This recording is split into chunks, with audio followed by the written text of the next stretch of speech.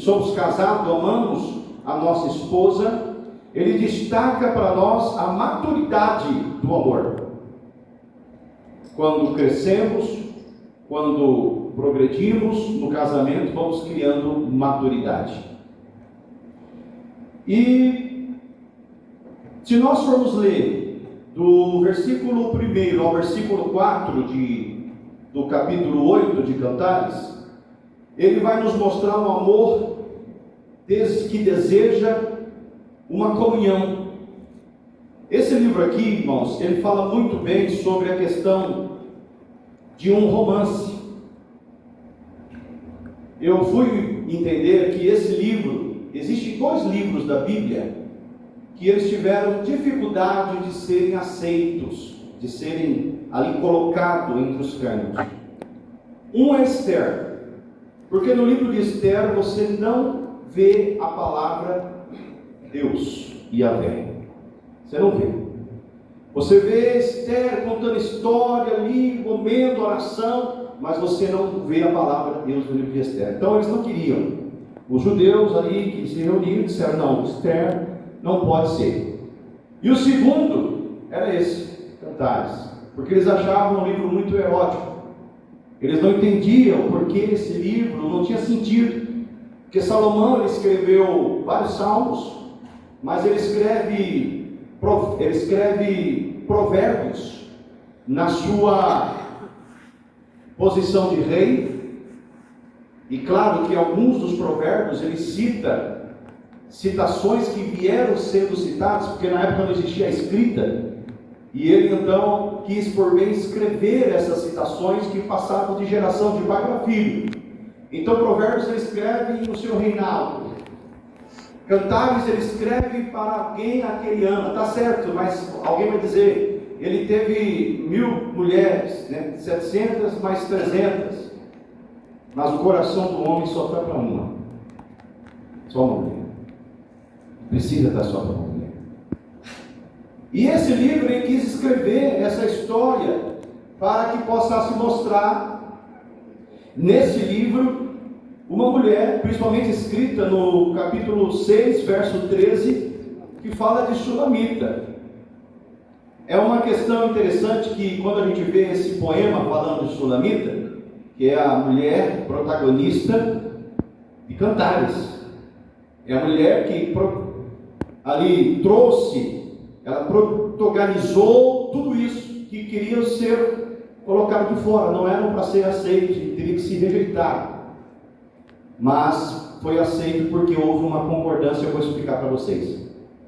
Então ela era uma mulher amada, ela era uma pessoa que foi amada pelo rei, e o termo Sulamita aparece apenas uma vez, que nós lemos em Cânticos capítulo 6, verso 13, que ela diz assim: volta, volta, ó Sulamita, volta, volta para que te contemplamos.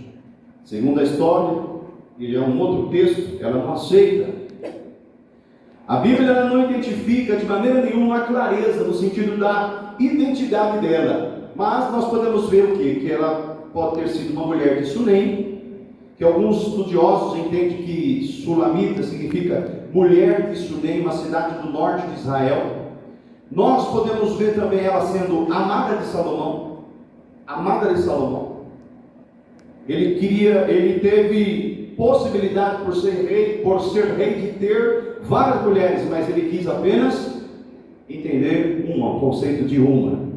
Então nessa interpretação dela ser amada do rei, na interpretação que ela é tradicional, que você vai poder buscar entender, ela é vista como a jovem amada, embora o texto diga diferente, mas para ele ela era a sua amada esposa. Então essa característica desse livro, ele fala sobre ela ser algo que ele o amou. E qual é o significado para nós cristãos? Qual é o significado? Por que tudo isso? Por que Cantares de Salomão? Que há um tempo atrás, alguns irmãos diziam: mas por que eu vou ler? Por que dizer beija-me com o beijo de sua boca? Já começa assim o livro.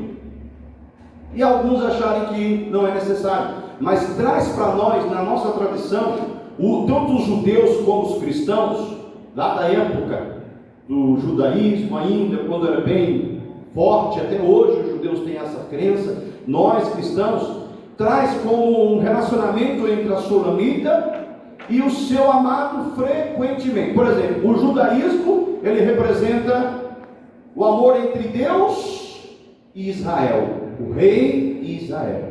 Nós cristãos já simboliza o amor entre Jesus Cristo e a igreja, ou entre Deus e o fiel. Então assim a sulamita, por exemplo, é uma das figuras femininas mais importantes para nós entendermos que traz uma poesia bíblica, que vai representar tanto o amor humano, quanto em uma visão espiritual, a relação da aliança do amor de Deus entre o seu povo. Dito isto, e eu sigo aqui a nossa interpretação de entender esse amor que deseja uma comunhão sem ter um impedimento, sem ter uma vergonha, por exemplo, que esta sulamita ela expressa o desejo de demonstrar o seu amor livremente. Ela diz assim: eu preciso demonstrar. Ela fala em conduzir seu amado à casa de sua mãe. Então eu aprendo nessa lição do capítulo 8, e você vai entender dentro das palestras, para fechar essa tarde, de que o amor busca proximidade. O amor vai buscar estar perto. O amor vai buscar andar de mãos dadas. O amor vai buscar andar lado a lado. O amor busca proximidade. A intimidade floresce em uma segurança. A segurança que traz no amor, que busca essa proximidade, ela vai trazer uma intimidade que vem a florescer. Eu, particularmente, tem uma época no Japão, por exemplo, ao mês de março, é a época dos sakurais, ou conhecido como aqui, cerejeiras. É a época que os japoneses veneram, eles amam esta época, passeiam em parques, e eu não perdi a oportunidade de levar a minha esposa e fazer as selfies mais bonitas de Japão. Eu só não posto muito porque eu tenho vergonha de ficar postando as nossas viagens, mas enfim, mas são as mais lindas fotos para cerejeiras assim, com sakurais. Tem isso também em algum outro lugar, mas na Ásia toda tem praticamente, mas no Japão é o que nós conhecemos. Então o amor também possui certo tempo para amadurecer. Esse ano eu completo 30 anos de casados, bodas de pérola, em 14 de dezembro de 2026. Eu prefiro o Cláudio de hoje do que de antes. Eu prefiro essa pessoa hoje do que antes. Por quê? Eu me enxergo como um relacionamento, como um amor que o tempo me amadureceu. O tempo nos amadurece. E se você perguntar para a Elaine, ela vai dizer a mesma palavra. É verdade, princesa? Ela prefere hoje do que aquele tempo, porque nós éramos muito novos, tínhamos 18 anos, éramos duas crianças. E hoje me perguntam, qual o conselho que o senhor dá para um jovem que quer casar com essa idade? Olha, não case. Estude, se forme, vai, porque o tempo são outros. Então o amor amadurecido, ele é reconhecido pelos outros. Está lá em 8:5. Vai ser reconhecido pelos outros. E também o verdadeiro amor não elimina as crises, ele fortalece o casal durante elas. Então o motivo de nós sermos fortalecidos, irmãos, por um amor que é inabalável, é o tempo de amadurecimento que nós temos.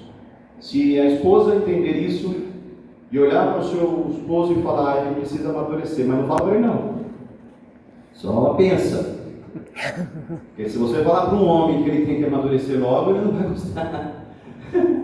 Não fala, você pensa e ora a Deus e tenta fazer com que ele vai amadurecer. E da mesma forma o homem também. Não é bom dizer, então tem que ter esse momento. O amor é uma aliança permanente. Por exemplo, é o que nós estamos com o tema de hoje. E esse amor é um amor que é uma aliança permanente. Verso 6 e verso 7. E aqui, esse verso 6 e verso 7, ele resume todo o Cantares. Ele resume todo o capítulo 8 e fecha o capítulo 8. E esse aqui fala de um selo. E esse selo que diz no verso 7, põe-me como selo sobre o teu coração, porque o que representa o selo? O selo, eu vou falar para vocês, o que representa agora. E depois, dentro das palestras, você vai entender, e vamos assim, aprofundar nesses dois versículos. Porque o selo faz parte do seguinte, o selo, ele representa uma tradição muito antiga, porque nós sabemos, eu fui colecionador de selos, por exemplo. Eu não sei onde está mais essa minha coleção, há muito tempo atrás. Mas eu tinha muitos, cheguei a ter vários selos, um caderno de selos. E os selos representam propriedade. O selo representa essa propriedade, ou seja, essa carta não pode ser aberta a não ser por aquele que está endereçada, destinada. O selo é propriedade.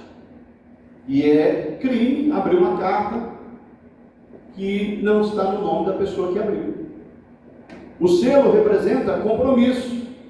Precisa ser entregue, precisa ser demonstrado. O selo representa ali um compromisso lacrado, fechado. Está ali um propósito. E o selo representa a fidelidade.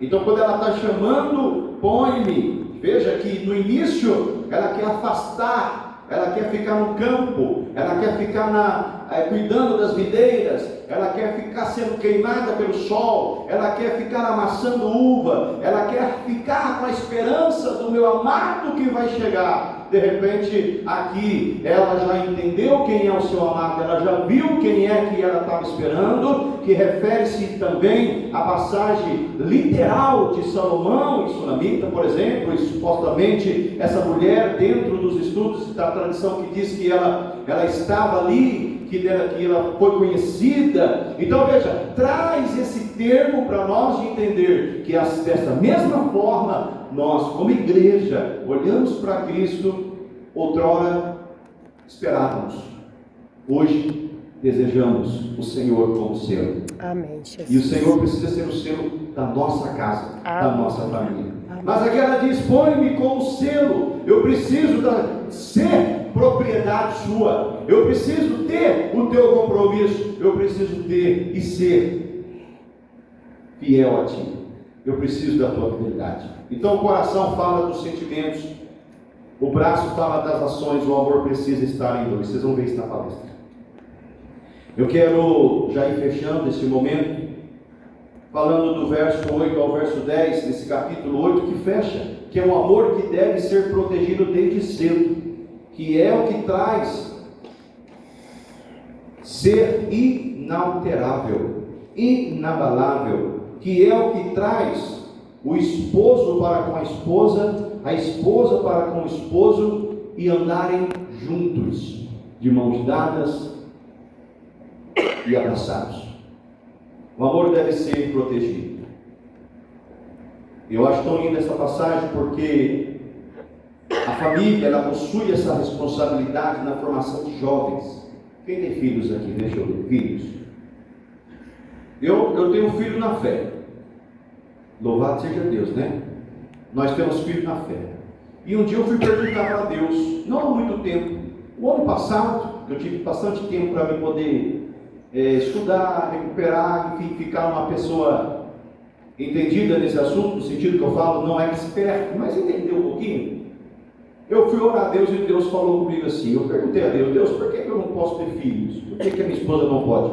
E Deus falou assim, Dr. Diogo, Os seus filhos, ele falou no plural, no meu coração, eu senti lá dentro da minha alma, meu Deus, os seus filhos.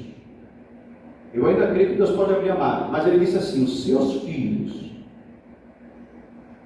é a minha obra. Faz a minha obra, cuide dela como se fossem seus filhos. Aquilo veio no meu coração, irmãos. Eu me levantei assim, eu fiquei tão radiante que ali ali desceu um bálsamo que refrigerou todo o meu coração. Chegava dia de pai, dia de mãe, dia de pai na igreja, e o pastor ia ter que orar pelos pais. Aí vê os filhos fazendo homenagem aos pais. E você fala assim: peraí, é uma incógnita bem diferente, né? Parece que não bate. Mas Deus falou comigo. Dia de mães, eu vi a minha esposa triste. Ela não queria demonstrar, mas eu via, porque toda mulher mãe, ela chegou a ficar grávida, teve um aborto retido, né? E aí, eu falava: meu Deus, mas Deus falou comigo: seus filhos, vai fazer na minha obra. Aleluia. Então não adianta fugir, igreja, daquilo que é realidade, daquilo que nós possamos entender, que a família possui a responsabilidade. Nós não temos, mas você tem. E qual é a sua responsabilidade para você cuidar dos seus filhos? E eu fecho, meus irmãos, que o amor vale mais do que qualquer riqueza. E além do amor valer mais do que qualquer riqueza, pelo fato de nós vivemos em um mundo que coloca preço em quase tudo, não é verdade? Nós podemos ver que o amor é um dom que não pode ser comprado. E o amor permanece desejando a presença do amado. Isso é tão lindo, meus irmãos, porque é um livro que termina com um convite.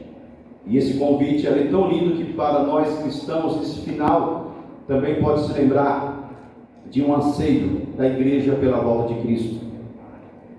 Embora essa seja uma aplicação que não traz assim um sentido muito principal do texto, mas nós podemos ver que Cantares começa com a paixão e termina com maturidade. Amém, Jesus. Amém? Amém. Que Deus abençoe a você.